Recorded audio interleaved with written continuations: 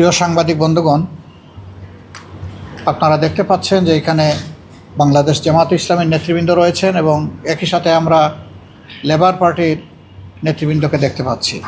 জানেন যে বিগত 17টি বছর সরকার মানবতা বিরোধী অপরাধ করেছে। এই অপরাধের নেতৃত্ব দিয়েছে শেখ হাসিনা। আমরা মূলত বসেছিলাম একসাথে, দেশের বিদ্যমান পরিস্থিতি নিয়ে আমরা কথা বলেছি এবং দায়িত্বশীল সংগঠন হিসাবে আমরা আগামীতে কি করতে পারি সেগুলো নিয়ে আমরা কিছু পরামর্শ করেছি। এও আপনারা জানেন যে আমরা 20 দলীয় জোটে দীর্ঘদিন একসাথে কাজ করেছি। যদিও বর্তমানে আমাদের সেই জোটটি সেভাবে নেই, কিন্তু আমাদের পারস্পরিক সম্পর্ক রয়ে গেছে। এটার চেয়েও বড় কথা হলো, যারা রাজনীতি করেন তারা দেশের জন্যে, মানুষের জন্যই রাজনীতি করেন। এই হিসাবে এত বড় একটা পরিবর্তন, যেখানে সকলের আপামর ছাত্র জনতা সহ জনসাধারণের অংশগ্রহণ ছিল, নারী পুরুষ আবার বৃদ্ধ বনিতা শিশু সবাই ছিল যে আন্দোলনে, এবং কম বেশি সকল গ্রুপের মানুষই শাহাদাত বরণ করেছে। আমরা প্রথমে যারা এই আন্দোলনে দুনিয়া থেকে বিদায় নিয়েছেন জালিমের বুলেটে অথবা বিভিন্নভাবে আঘাত পেয়ে, তাদের রুহের মাগফিরাত কামনা করছি এবং আল্লাহর দরবারে তাদের শাহাদাত কবুল হওয়ার জন্য দোয়া করছি। শোক সন্তপ্ত পরিবার যারা আছেন, আল্লাহ যেন তাদেরকে সবরে জামিল আতা করেন সেই দোয়া করছি। আহত যারা আছেন, আল্লাহ তাআলা তাদের সকলকে পূর্ণ সুস্থতার নিয়ামত দান করুন, এটা দোয়া করছি। তা আমরা যেহেতু একসাথে দীর্ঘদিন এই বাংলাদেশে কাজ করেছি এবং ইনশাআল্লাহ আগামীতে আমরা করব, আমরা সবাই একমত যে দেশের ভালোর জন্যে যা কিছু প্রয়োজন আমরা মিলেমিশে পারস্পরিক সহযোগিতার ভিত্তিতে, শ্রদ্ধা এবং ভালোবাসার সম্পর্কের ভিত্তিতে আমরা সামনের দিকে আগাবো ইনশাআল্লাহ। আপনারা আমাদের সাথে অতীতেও ছিলেন, এখনও আছেন ভালো কাজে, দেশ গড়ার কাজে।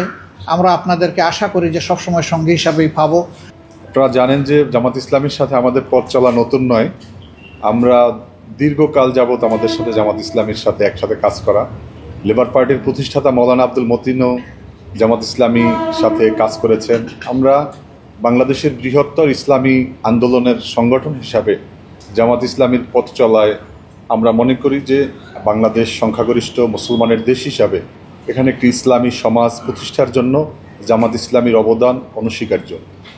বিগত সরকার জামাত ইসলামীর উপরে বুলডোজার চালিয়েছে, জামাত ইসলামীর শীর্ষ নেতাদেরকে একে একে ফাঁসি দিয়েছে, বিচারের নামে অবিচার করেছে, যুদ্ধ অপরাধের নাম তুলে মানবতা বিরোধী অপরাধের কথা বলে, যাদের নামে ন্যূনতম একটা জিডি পর্যন্ত ছিল না মুক্তিযুদ্ধের পরে, তাদেরকে লাইন ধরে ফাঁসি দিয়েছে।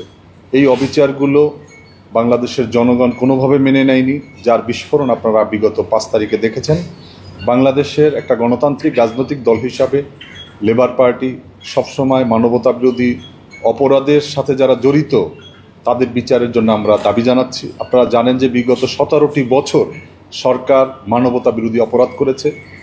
এই অপরাধের নেতৃত্ব দিয়েছে শেখ হাসিনা। আজকে সারা দুনিয়ার সমস্ত গণতান্ত্রিক শক্তি আমাদের এই দাবির সাথে একমত।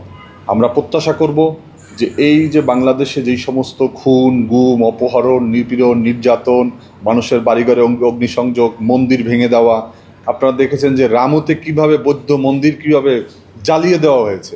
বাংলাদেশের যে প্রধানতম যে উপাসনালয় হিন্দুদের, আমাদের এখানে হিন্দুরত্ন রামকৃষ্ণ সাহা আছেন, যে সেই মন্দিরের অলংকার পর্যন্ত চুরি করেছে আওয়ামী লীগের নেতাকর্মীরা, যার কারণে সমস্ত আজকে বাংলাদেশকে একটা মাইনরিটিদের নিয়ে যেই ষড়যন্ত্র, এগুলো সব কিন্তু তাদের আগেরকার ছবি, ভিডিও। আমরা মনে করি যে বাংলাদেশ এগিয়ে যাবে এই তারুণ্যের হাত ধরে। 5 তারিখে যেই জনবিস্ফোরণ, গণ অভ্যুত্থান হয়েছে, আমরা বিশ্বাস করি তরুণদের হাত ধরে সকল সময়ের মতো 2024 সালে হয়েছে এবং আমরা একটা সমৃদ্ধ বাংলাদেশের দিকে এগিয়ে যাব। জামাত ইসলামীকে আমরা একত্রেই আমাদের এই পথ চলায় আমরা সাথী হিসাবে পাবো, এইটাই আমাদের প্রত্যাশা। আপনাদের সবাইকে ধন্যবাদ।